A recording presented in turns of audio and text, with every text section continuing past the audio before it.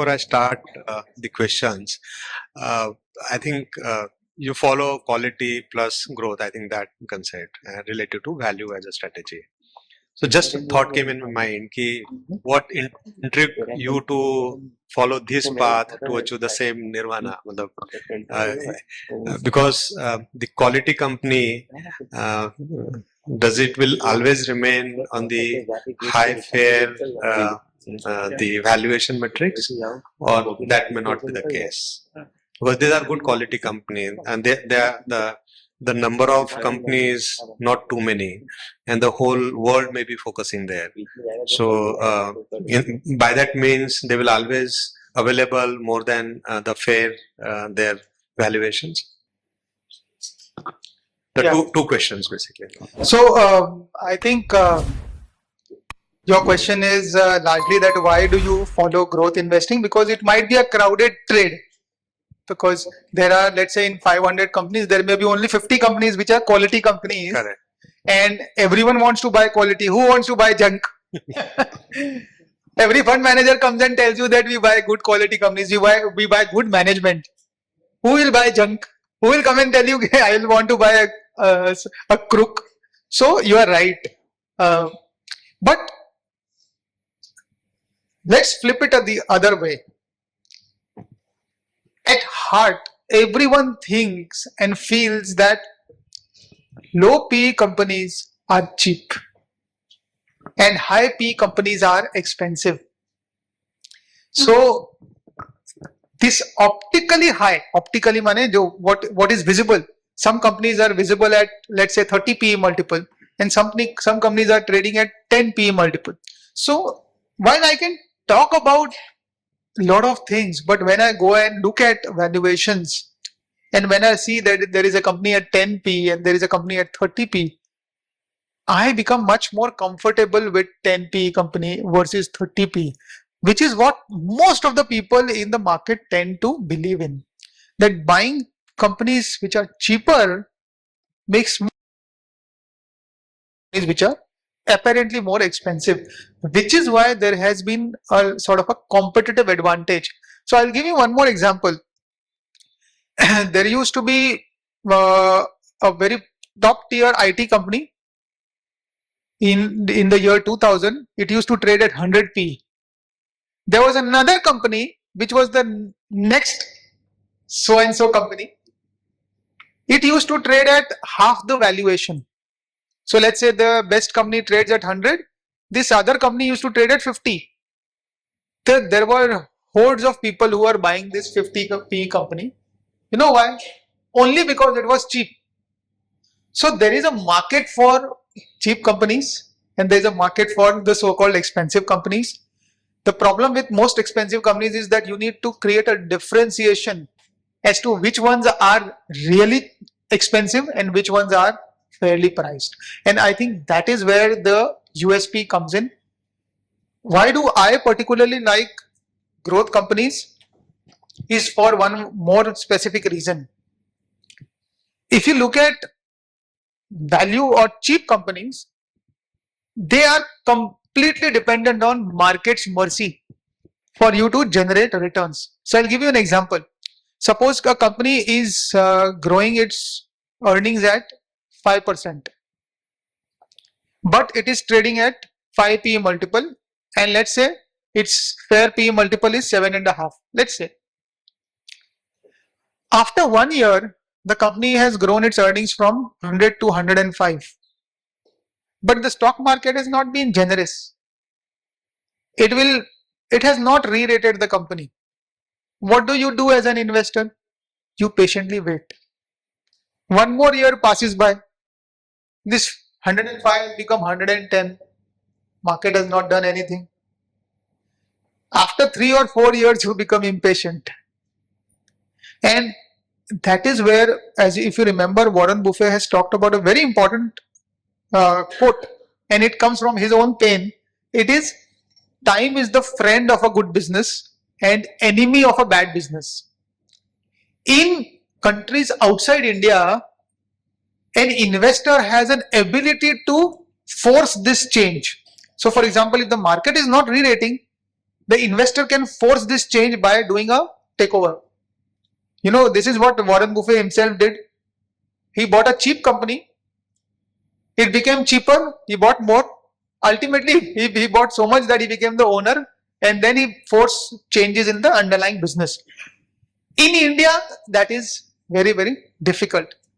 And hence, growth investing, on the other hand, relies less on the generosity of the markets, more on the underlying business. So, for example, if we take the other example, if this company is 100, let's say earnings today, it grows its earnings at 15%. What happens is, at the end of the 5 year, you have a 200 rupee EPS. Even if the market has not re-rated, the valuation has halved. So once again, you know that today or tomorrow, the market will ultimately re-rate it, or else you get the dividends. Ideally, standalone price to earning multiples 10 versus 30 should not determine in terms of whether it's a cheap or a expensive. But every business has have their fair P or a fair valuation metrics, and one should consider those basically.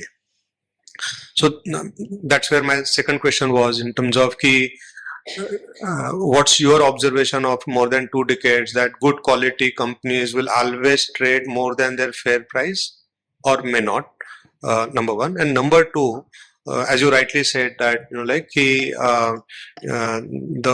the force has to be there to re-rate these companies. So again, with your experience of more than 2 decades, do you think only in broad-based rallies, sometimes which we see in maybe post-COVID to 24, when you have a broad-based rally, then maybe a low P, low quality companies also get re-rated, but so in last 2 decades, how many percentage of the time you see a broad-based rally, and most of the times do you see the sort of narrow rally? There are two separate questions. In fact, Anup, this is one of the most important questions, very close to my heart and my job. And what has happened is I have left a table in this presentation which talks about year by year progression of quality and growth. So in the last 5 years, specifically in 2023-24, we have seen something which has never happened in India. And it is low quality and low growth, which is generally what we call as junk. Not junk, but in the context, it is called as junk, has delivered almost 60% more returns than high quality, high growth. And this has never ever happened in the last 25 years. In fact, if we look at how many years junk has outperformed good quality and good growth, 4 out of 5 years in the last 25 years are post-COVID. So I think what we are seeing today is unprecedented. Once again, this is one of the biggest risks for investors, because these companies have never ever delivered even market beating returns, leave alone superior returns. So I think there are two things. One is there is risk in this segment, but I don't want to see this as glass half empty. I want to see it as glass half full. And the way of looking at it is that despite this strong rally we have seen in the markets, high quality and high growth companies are still available at reasonable valuations. So wealth making opportunities have actually not reduced despite such a scorching rally, and there is a meaningful opportunity in this segment of the market. That's how I would look at it. Yeah, I agree with you, and hence again why your name came in my thought is largely with you are advocating this, at least in last post 2023. I think every conversations or everything what you wanted to share in public, I think more or closer to this only. And I think that cycle is just turning around. I think that the tailwind is there to do this segment to do well in next coming years. Another my observations, and recently I was reading a lot of, because the moment the calendar year starts, every company comes with their forecast and everything else. Now, if you look at this forecast, the global growth close to around 2.5 or 3%. And if you look at the India growth close to around 6.5, 7%. Then question comes in my mind ki how do you reconcile this global slowing growth and India's domestic resilience? And maybe the question comes: is India is decoupled, or are we just lacking the global growth cycle? Okay, so I think first and foremost, we should be proud that we are present in India at this moment, because truly India represents a large cap business which is growing at a faster pace in the global context. So how many large economies? So India is the top fifth or fourth largest economy today. Despite being the fifth or fourth largest economy in the world, it is growing at 2 times the global average. So imagine larger businesses, you are saying? Yes. So India's larger businesses growing 2 times larger. No, India's economy, overall economy. So I mean, India's economic size is fourth largest in the world, right? And despite being so large, it is growing at 2 times the global average. So global average growth is somewhere closer to 3.5%. We are growing at some 6 or 7% plus, and this is likely to sustain over a long period of time. So I think the first big picture macro view which we should look at is that we are present in an economy which is growing very fast, and hence it is very, very conductive. It is very fertile for any businesses who can grow faster. So because if we are growing at 7%, there will be businesses which are growing at 15, there will be businesses which are growing at 2. So you will find both. But if hypothetically you are present in other mature markets and they are growing at 3%, you will have 7 and 0. So that is why I think from a long-term perspective, Indian economy is poised to grow at a much faster pace, and there are structural reasons for that. One of the big structural reason is that we have a very large population. So on a per capita basis, we still have a long way to go in terms of growth. Second, from a pure economic perspective, there are many more things which we as Indians would want to consume in future, which are not currently being consumed, which is not the case with many other advanced economies. So I think because of both these aspects, large population plus unmet needs of this large population, there is a very long runway for growth for India in the times to come. Yeah, 200% agree. But on the same context, let's say keep this positive outlook, but look at the FII.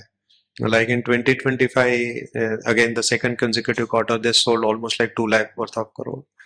Now, despite having such a strong tailwind, long runway, like one obvious question, why they are going, number one, and at what valuations or what the geopolitical events they start rediscovering India, or they will stop dumping India.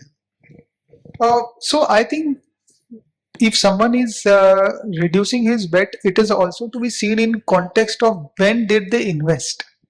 So many of these people would have invested 3 years back, 5 years back, 10 years back, and they have made lots of money relative to everything else they would have invested in.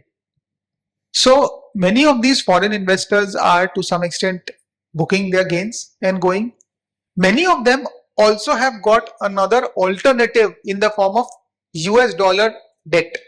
So if we look at today interest rates prevailing in US, today it's almost 4.5% or 4.2%. If you look at 5 years back, the same rate in US was 1%.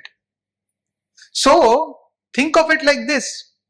There is someone who is 50-year-old in US. He wants to save money.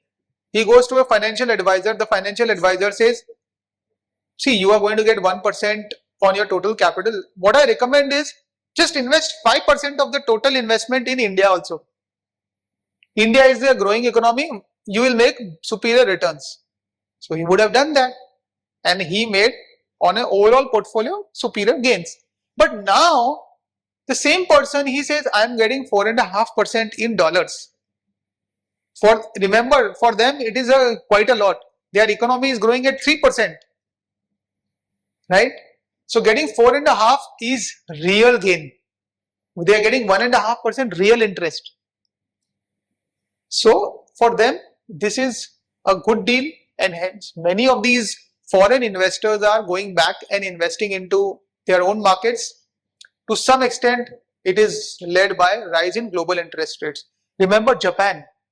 5 years back, anyone in Japan, even for a 10-year period, they would have generated negative return, which means banks used to charge them for keeping money.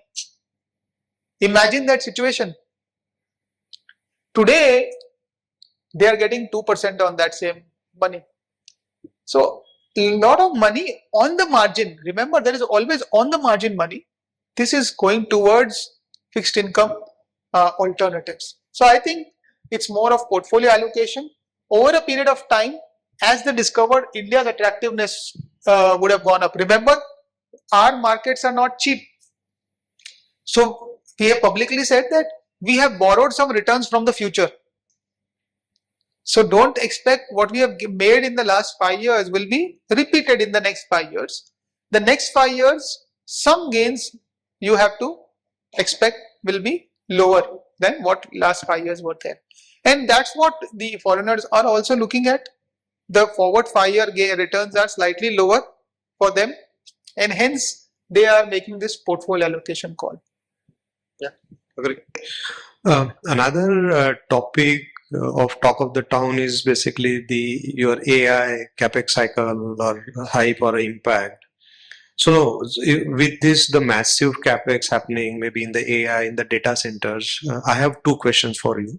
One question is basically which Indian utilities or the industrials are the hidden beneficiaries for this takeaway? Number one. Number two, how much of the current valuation in IT and services is AI hope versus AI reality? So, Anup, on the margin, India is a net loser due to the AI trade or the developments which are happening in AI. And if we look at the biggest sector in India, which is losing out because of this, it is software sector. Because software sector used to employ virtually thousands of employees just writing codes. Most of these codes are now written by AI. So there is a threat to the business model of a lot of IT companies, threat to employment opportunities in India because of AI. And hence, on the margin, India is a net loser due to developments of AI. On the other hand, because of the rise of AI, we are seeing a huge hype in US because of AI, and a lot of money is chasing that. So to some extent, the foreign outflows which you are seeing in India are also chasing that AI hype. And they are moving out of India because India doesn't have the so-called AI beneficiary, and they are moving towards people or companies which are beneficiaries of development of artificial intelligence. If and when there is some drawdown in this AI trade, we are not saying that artificial intelligence will see any sort of a diminishing outcome, but the trade, which is the stock market impact of AI, that is certainly going to see a big drawdown. And because of that, once again, you would see India seeing some sort of a benefit in terms of foreign inflows. But net from a pure impact perspective, AI does have a negative impact on a lot of Indian software sector companies. In general, the technology is that's where it's a big employment, not only in India, but globally as well. And due to AI, I think there will be some impact, not only in India, but in the global tech organization as well. Will that have some sort of deflationary environment on a consumption side? Is that foreseeable? No, I don't think so. That should have a meaningful impact on inflationary outcomes. They are more driven by monetary policies.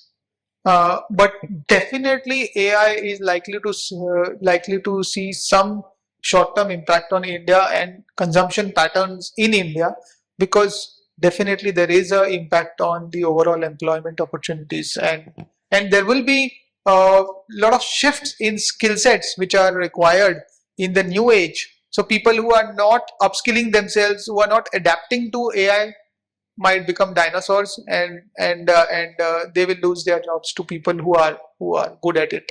So there will be these kind of changes which will have an impact on consumption, at least on the short term basis. And I would not say that it has a material macro long term implication, but at least there should be some sort of near term shifts in patterns of consumption which we need to look at. I was just talking to one of the fund managers, and I think one of the point what he highlighted is basically, maybe not intentionally, but in last 3-4 years, I think the government directions on the taxation, personal taxations, other things have tilted towards more favorable towards equity as an asset class, and not so with the debt. Like, so if you look at, do you think you will see some sort of maybe realization at the government end, and maybe look at some sort of concession towards the fixed income as in taxation perspective? Just a thought. So Just taking your thoughts on that, basically. So while we as fixed income manufacturers would always want it, we also know that there is a big lobby on the other side. So if fixed income mutual funds get some tax exemptions, then banks, who are the big users of or the big beneficiaries of fixed deposits, they lose. And hence I think it is to do with some of these lobbies which might make it difficult for the government to make it at par with equity. So I think fixed income per se may not see a material change, but if it happens, it's fantastic for fixed income investors. Well, that's happening. What's happening? The maybe just because the taxation favor and maybe rally, it should not happen that investors have overexposed to one asset class which is volatile and which do not give you a linear return sort of.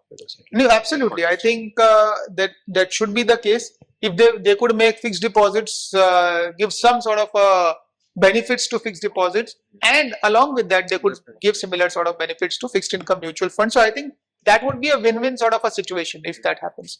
That is a wish list, but once again, these are wish lists. Correct. Yeah. Another question was there in my mind, that how do you assess the interplay between what we have as in fiscal deficit targets related to what's happening in the global markets, like rising US tariffs? Do you think it's palatable, or will be able to achieve these fiscal deficit numbers, or one is to? So I think the government is already taking a lot of steps to reduce the fiscal deficit. They have tried to make it much more transparent. There are lots of things which they are doing on the technology side to reduce tax leakages. So clearly the government is focused on reducing fiscal deficit, so much so that India is on a relative basis. Let's say, take an example of US. US might be having more of a deficit problem than India in some years down the line. India is clearly on the path of fiscal consolidation, and it is on the path of making it more transparent. So for example, there were, I'll give you an example. There are quasi-government organizations whose debt was not considered part of government debt, like for example NHAI.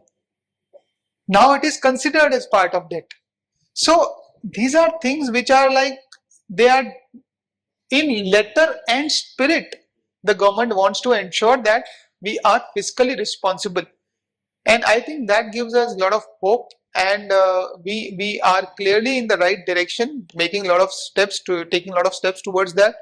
This one industry data which I wanted to take your view, like, so whenever the Nifty had fallen single day 2-3%, or in a week of, let's say, continuous falling, we have seen it's an industry number, not money any numbers.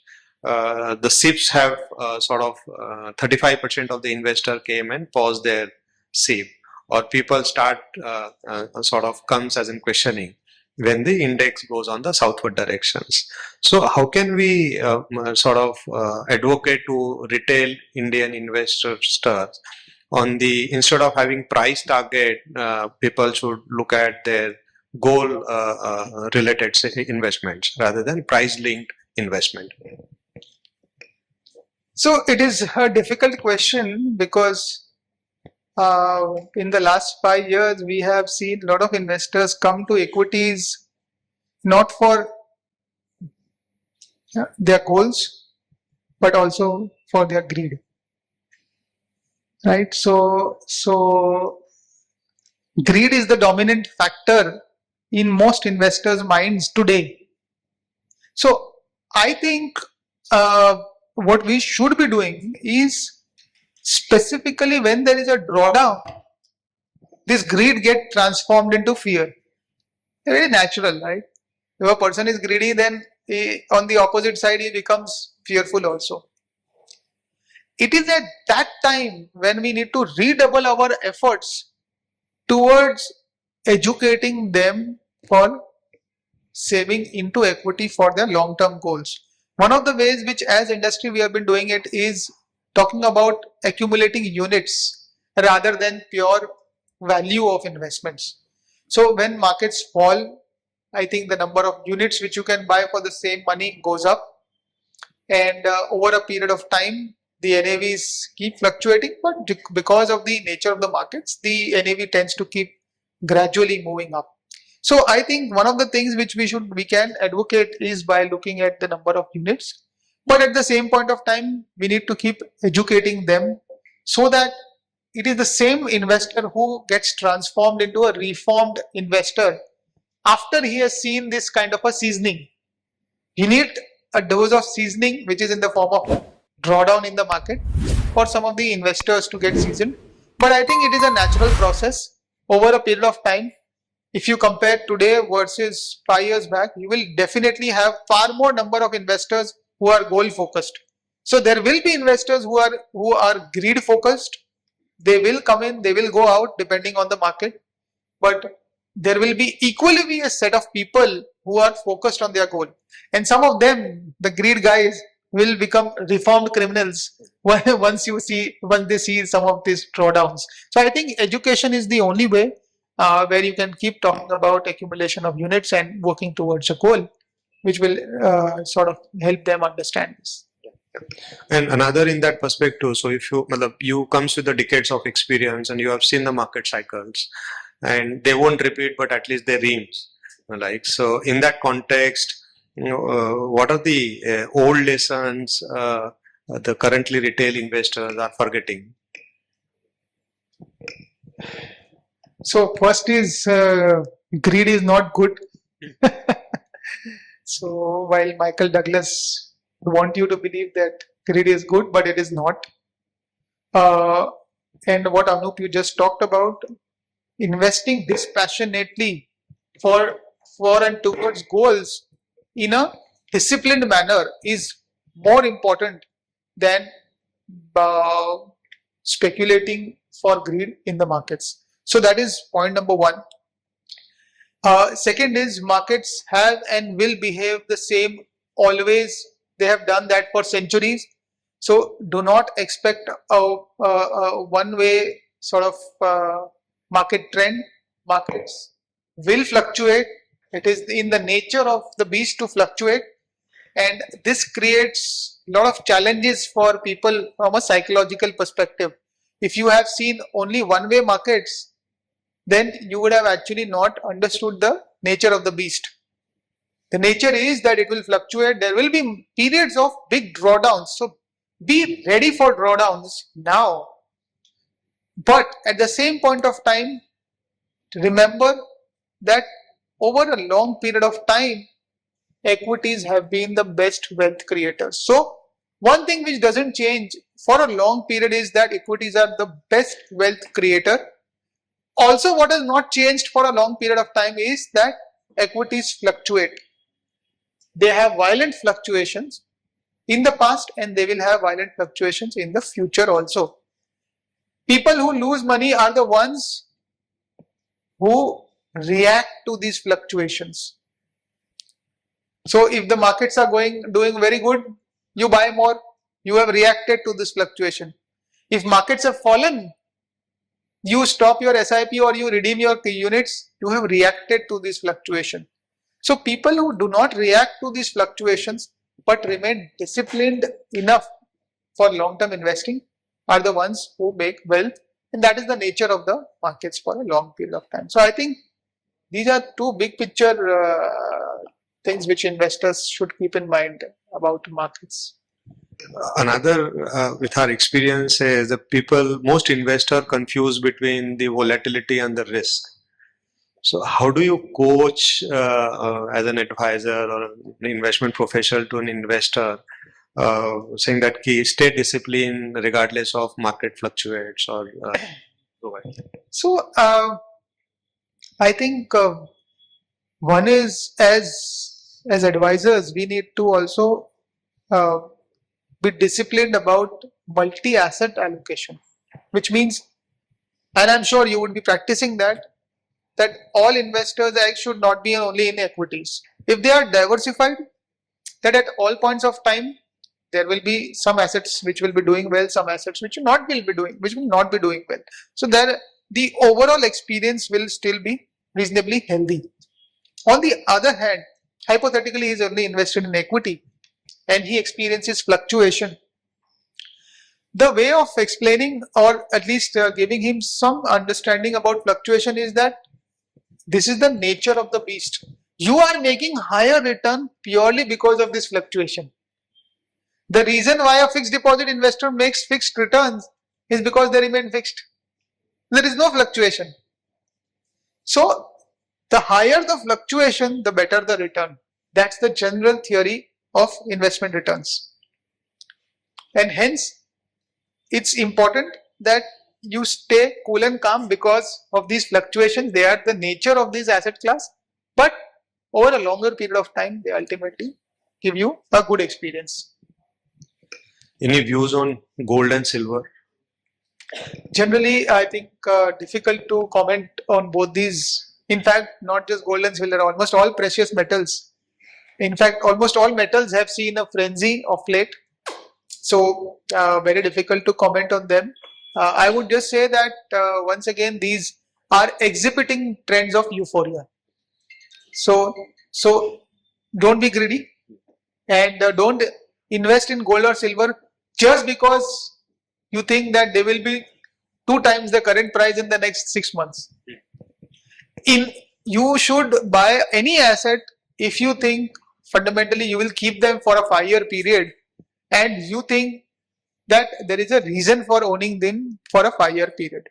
So I think at this point of time, difficult to comment on whether they are good or bad, but they are clearly in euphoric environment. So if, let's suppose if we had given in client's portfolio, is it time to trim some of the positions in the client Stick to portfolio? your asset allocation, because what happens is, let's say if you have 20% silver exposure 1 year back, that 20% silver exposure would have gone to 50. So every time silver increases or gold increases in terms of their proportion, you bring it back. And that acts as an automatic stabilizer for the portfolio and acts as an automatic discipline for the portfolio manager. So I think that should be the approach. What is your view on the new age companies where you think that that P is a sort of perennial high? Yeah. So how do you look at those? So many, we ourselves have invested in some of them. All the companies are not the same. Just remember, all new age companies are not the same. You have to look at each of them separately on their individual case-to-case merit basis. The ones which are good or which can make money for you are the ones which have a huge operating leverage and are the ones which don't require too much capital to grow. So for example, if there is an e-commerce company, we have seen that they operate a large marketplace and the total capital employed on the balance sheet is negative. which means customers are funding their entire operations. So even if they grow 10x, they would not require any capital from us. So that is point number one. Capital intensity should be low. Second is they should show operating leverage. What is that operating leverage? It simply means the fixed cost should grow at a much lower pace than the overall gross profit. So if the gross profit is growing at, let's say, 30-40% and fixed costs are growing at 10 to 12%, in 5 years time frame, you will see your share of profits, which is net profits, going up from probably negative to a significantly higher profit margin, which you are currently not modeled in. So I think a business which has got strong operating leverage, which is the most important point missed by investors. Don't just look at the EBITDA margin today. Don't just look at the profit margin today. Look at potentially and create scenarios that if this scenario happens, what could be the profitability 5 years hence? What could be the potential valuation at which it could trade, and what is my potential upside? If the upside is better than other things, it is good. We actually do that. What is the potential upside over a 5-year period? If that is strong, given the various scenarios, then that's a good investment. Otherwise, it is not. What is the worst case scenario for maybe Nifty 50 or Nifty 500? Maybe next 24 months perspective. I can't give you levels, Anup, but I can just tell you that even today we would be valued at about 10 to 15% higher than the underlying fair value. That's the overall level of valuation. And our earnings are growing at 10-15%, let's say, give and take 2-3% here. So in 1 year's time, let's say if nothing happens to the market, we will be fairly valued for the large caps. So I think that is how you can look at it. And once you buy any asset at fair value, you should ignore the market. You know why? Because then the underlying earnings growth will come to you as your investment return over a 3-year, 5-year, 10-year period. You should not bother about it, because then the returns are only either preponed or postponed. They will come to you. So I think that's how you should treat large caps today. So any sectors today offers that opportunity where valuation re-rating also can happen along with the EPS earning growth? We think telecom sector is an attractive sector where valuations are attractive and the underlying earnings growth is still very, very strong. Given that we are going towards higher and higher data consumption, and there are virtually just duopoly in this market. This is a market where we think there could be price increases over a period of time. There could be mix change which will drive underlying earnings growth, and it is available at a very attractive valuation today. So this is a segment which is good. The other segment which is fairly valued, not undervalued, is healthcare sector. So that is an area where we think a lot of opportunities are still there. So these are two smaller level of sectors where we think opportunities are there. Beyond that, there are sectors like NBFCs, reasonably healthy and large segment of the market. That's also looking reasonably good, but there you need a lot of stock picking abilities. Any markets other than India which you may be tracking at personal level and maybe looks at least at high level one can consider? No, at this point of time, I don't personally track any specific segment of the market or outside markets, but suffice it to say, a lot of emerging markets offer attractive valuation and they are available at a reasonably good growth. They offer reasonably good growth potential also. So I would say in general, a basket of emerging markets could be a interesting bet apart from India, because India is expensive. It's a high growth market, but if there are emerging markets which are also high growth but reasonably valued, buying them as a basket makes sense. Any 2 or 3 things where you think investor absolutely should not do in next 12-18 months? Stay away from weekly options. I think while we may not know about it, or maybe your investors have not looked at it, but weekly options are one of the biggest source of losses to most investors. The SEBI regulatory study has talked about it, but still weekly options do exist and they are flourishing. So I think that is one. Don't trade too much. Second is stay away from speculation. I think we have seen huge interest in SME IPOs, huge interest in the underbelly of the core market. Unlisted space also. Yes. So I think that is an area which should be avoided.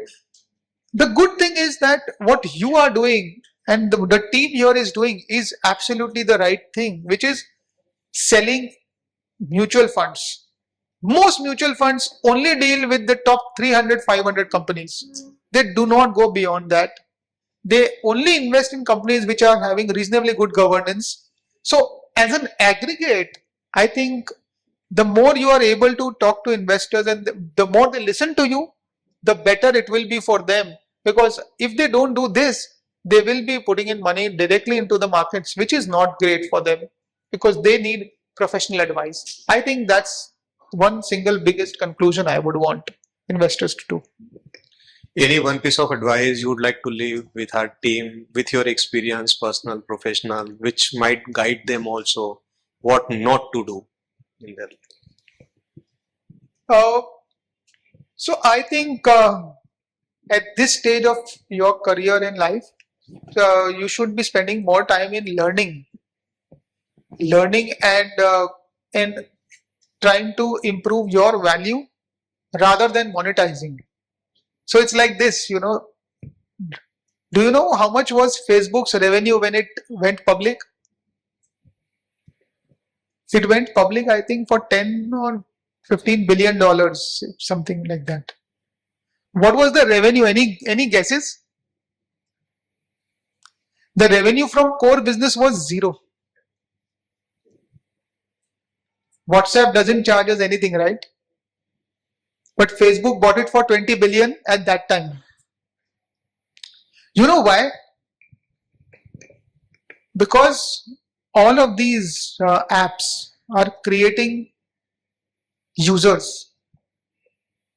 They are not monetizing it. So adapting that to our careers, if we create value, which is learning, understanding, educating ourselves, if we do that, ultimately that will create a significant monetization ability. Monetization is ability to attract good salary. So if you run after monetization today, it means that you may miss opportunities on learning, or whatever you do today, it should be focused on creating more value for yourself by educating yourself. You have a huge career and life ahead of you, which will help you monetize it in a much better sense in the future. So I think that's what I would want to give as an advice. So I hope you'll remember what is said in last maybe 1.5 hours. But अगर उतना भी अगर नहीं है मान के चलो capacity, तो एटलीस्ट जो लास्ट एडवाइस दी है at least keep with you. I think it comes with the tons of experience, and obviously everyone have their own shares of mistakes. Obviously our guest also would have made mistake. I also would have made mistake. But ultimately it boils down to only one thing. You have to add value wherever you are, at home, in office, with clients, wherever. If you add value, rest of the things will fall in place. Yeah, really appreciate. Thank you, Chief, for coming down. Thank you. Really appreciate.